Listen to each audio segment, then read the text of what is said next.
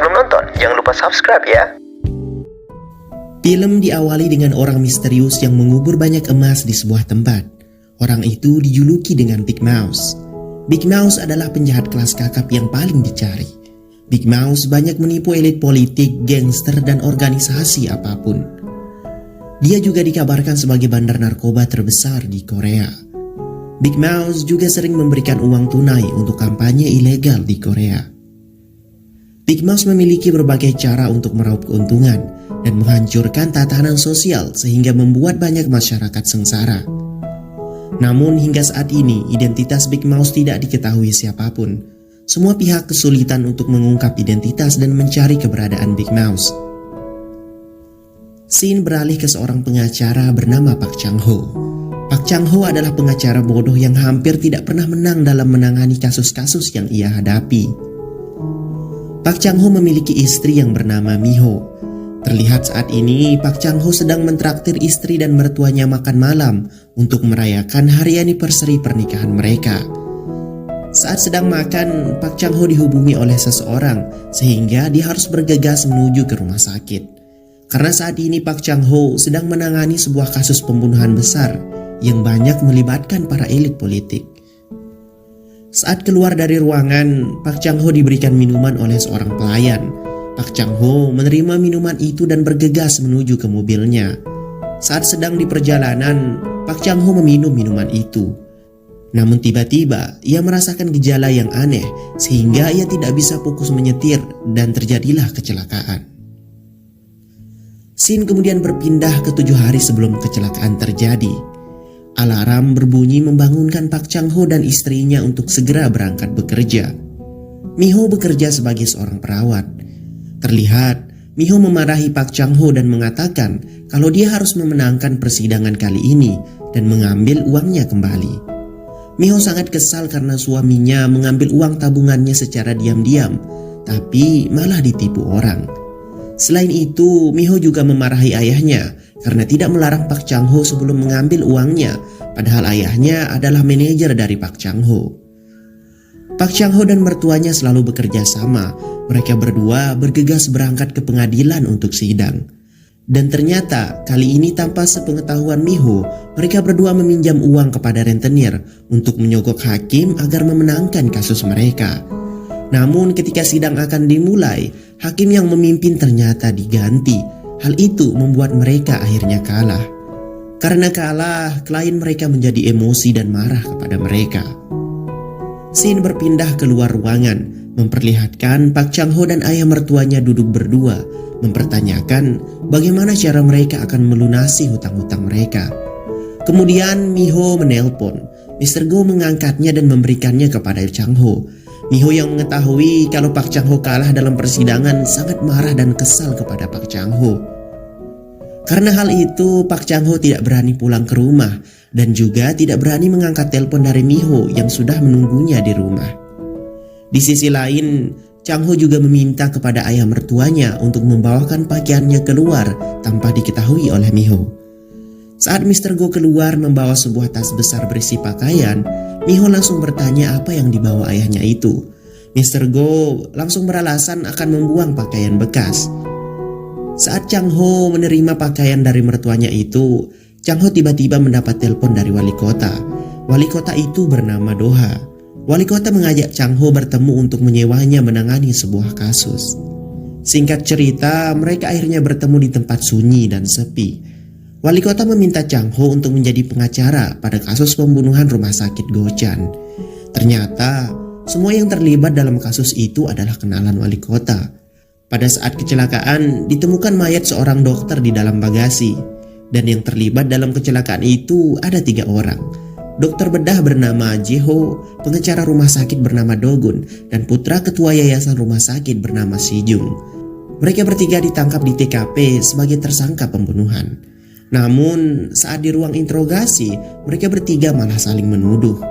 Mereka bertiga menyuruh wali kota memilih pengacara yang tidak kompeten untuk mereka. Akhirnya, wali kota memilih Chang-ho sebagai pengacara mereka karena Park Chang-ho memiliki persentase kemenangan tidak lebih dari 10%. Alasan Chang Ho dipilih karena ketiga orang itu sudah menyuap hakim dan Chang Ho hanya sebagai formalitas saja. Chang Ho yang mendengar hal itu sempat menolak tawaran itu. Namun wali kota menjelaskan kalau ia mempunyai maksud lain. Wali kota memberitahu kalau kamera dashboard mobil itu hilang dan jika mereka menemukannya, mereka akan mengetahui siapa yang membunuh sebenarnya. Ketiga orang yang ditangkap itu memiliki peran dalam memilih Doha sebagai wali kota kemarin, tapi mereka selalu ingin ikut campur dalam urusan pemerintahannya. Hal itu membuat wali kota ingin menyingkirkan mereka dengan cara mengungkapkan kebenaran dari kasus ini. Wali kota ingin Chang Ho menjadi agen ganda, berpura-pura menjadi pengacara mereka, tapi sebenarnya ingin mengungkapkan kebenaran dari kasus ini. Wali kota langsung memberikan uang kepada Chang Ho. Wali kota juga menyampaikan kepada Chang Ho kalau ketiga tersangka dan korban adalah anggota Nine Rivers.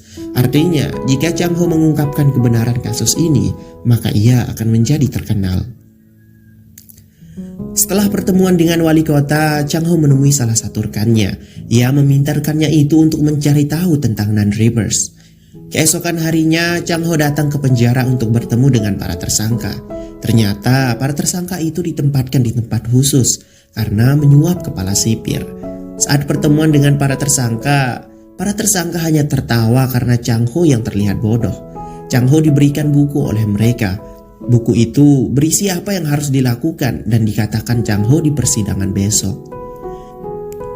Tiba-tiba seseorang menelpon kepada salah satu tersangka yang membuatnya terkejut. Orang itu memberitahu kalau kamera dashboard bukti pembunuhan ditemukan. Chang Ho kemudian langsung pamit pergi. Tapi sebelum pergi, Chang Ho membuang minumannya di tempat sampah ruangan tersebut.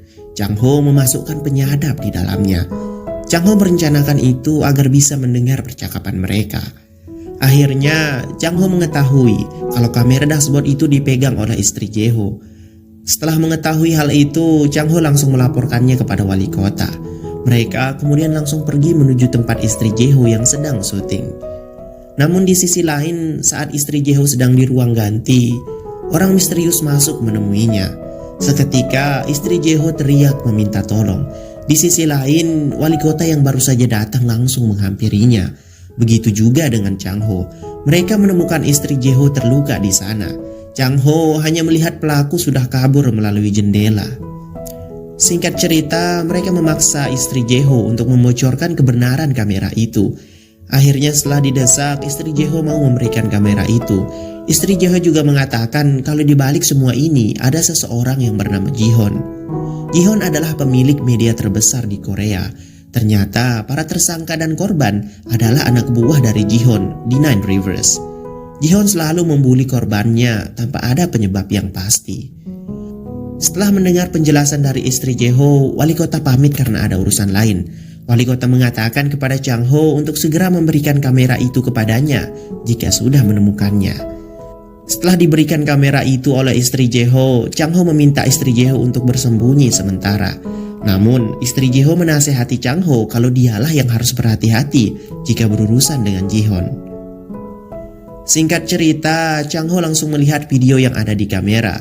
Terlihat pengacara Dogun mencekik korban dan meminta korban untuk menarik makalahnya. Namun korban melawan dan ingin kabur dari sana. Dengan terpaksa, Sinjung menghajar korban. Korban kemudian mengatakan walaupun ia mati, fakta sebenarnya dari makalah itu akan tersebar dan diketahui oleh semua orang. Sinjung yang mendengar hal itu menjadi emosi dan membuat korban tewas. Mereka lalu menyembunyikan mayat korban di bagasi dan melaporkan kepada seseorang dan akan mengurus mayat korban. Di dalam mobil, mereka panik dan ribut yang menyebabkan mereka mengalami kecelakaan dan kemudian mereka pun dijadikan tersangka. Chang Ho pun curiga kalau orang yang mereka telepon adalah Jihon. Artinya jika video itu tersebar, dampaknya akan sangat besar. Di sisi lain, rentenir mendatangi rumah Miho dan mengambil beberapa barang karena mereka belum membayar hutang. Miho lalu menelpon Chang Ho dan memarahinya. Karena hal itu, Chang Ho berpikir keras bagaimana cara mendapatkan uang yang lebih. Chang Ho kemudian merencanakan sesuatu dan bahkan tidak menjawab telepon dari wali kota. Karena yakin akan mendapatkan uang yang banyak, Chang Ho kemudian memberanikan diri untuk pulang dan memberikan istrinya uang yang sebelumnya diberikan oleh wali kota. Karena hal itu membuat Mi Ho senang dan percaya kalau Chang Ho bisa menangani hutangnya. Keesokan harinya, Chang Ho menjalankan rencananya. Chang Ho menghubungi Ji Hon untuk bertemu untuk membicarakan hal penting tentang kasus pembunuhan rumah sakit Gojan. Ketika sudah bertemu dengan Ji Hon, Chang Ho mengatakan kalau ia mempunyai bukti pembunuhan yang dilakukan oleh anak buah Ji Hon. Chang Ho mengancam Ji Hon untuk membeli video itu sebesar 3 miliar. Namun di luar dugaan, Ji Hon terlihat tidak peduli dan mentertawakan Chang Ho. Ji Hon langsung menyuruh Chang Ho keluar dan menyuruh Chang Ho untuk menyebarkan saja video itu. Karena rencananya tidak berhasil, dengan terpaksa Chang Ho merencanakan rencana keduanya. Chang Ho berencana untuk memberikan video itu kepada jaksa. Tiba-tiba, wali kota menelponnya untuk bertemu, namun Chang Ho beralasan dia sedang sibuk dan bisa bertemu besok. Scene kemudian kembali ke awal scene saat Mi Ho dan ayahnya datang ke sebuah restoran ditraktir oleh Chang Ho untuk merayakan hari anniversary pernikahan mereka. Singkat cerita, saat Chang Ho bergegas akan memberikan bukti rekaman itu kepada jaksa, tiba-tiba dia mengalami kecelakaan.